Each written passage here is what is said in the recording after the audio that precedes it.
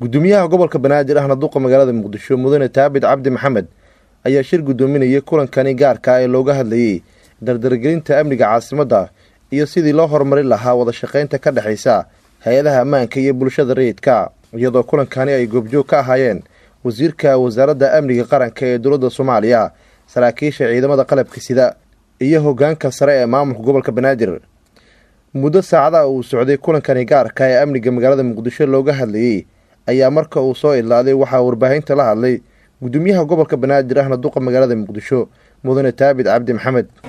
shirkeena amniga isagoo ahaa isbuucle oo mar walba aan qabsano maanta wuxuu ahaa mid qayro caadi ah oo aan aad ugu dardargelinaynay arrimaha amniga ee gobolka Banaadir oo maalmihii la soo dhaafay dhacdooyin ay ka dhacayeen laakiin qaarkoodna laga jawaabay qaarkoodna lagu raad joogo dadkii dambiilayaasha ee falka geystay waxaan ku wada ballanay in la xaqiijiyo xasiloonida caasimadda waa wadajir ay sameyn doonaan dawladda hoose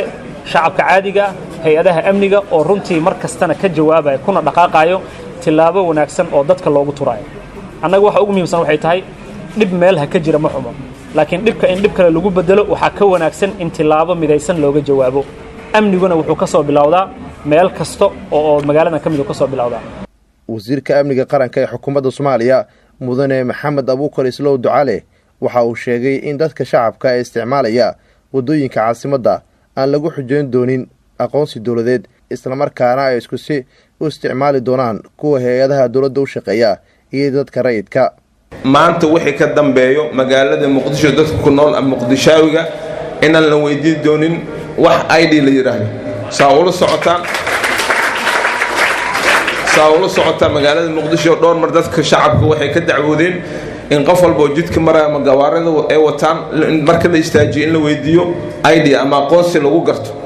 marka dadka dawladda u wada shaqeeyaan dadka waa ganacsato dadka waa arday marka waxaan rajaynaynaa maanta wixii ka dambeeya haddii alla yiraahdo ciidamada xasilantana baaqana u direynaa duqa magaalada Muqdisho mudane Taabid Cabdi Maxamed ayaa si gaar ah ugu mahadceliyay qof kasta oo door ka qaatay horumarinta magaalada madaxda ummadda Soomaaliyeed ee Muqdisho waxaan u wada dadaalayna waa Muqdisho horumartay waxaan u wada dadaalayna waa caasimadii saxda ku soo laabatay waxaan u wada dadaalayna waa bilicdii iyo nadaafadii iyo amnigii iyo astaantii ay Muqdisho lahayd oo aan wada jir ku soo wada celinayna waxa farxad ii ah inaan si wada jir uga qayb qaadanay mahad ballaaran ayaan u jeedinayaa waxaan rabaa fursadan kaga faa'iideysta maalinta nabadda adduunka inaan iraahdo nabad Muqdishaawiyiinta waxaan ku celinayaa mar kale Allah ayo dadkeena Allah ayo diinteena Allah ayo dalkeena dariiq nabada ayaan maanta qabsanay dariiq wanaagsan ayaan qabsanay dhamaanteena ducada aamiin Nuur Saciid Taaliil raadiyo TV qaranka Soomaaliyeed magaalada Muqdisho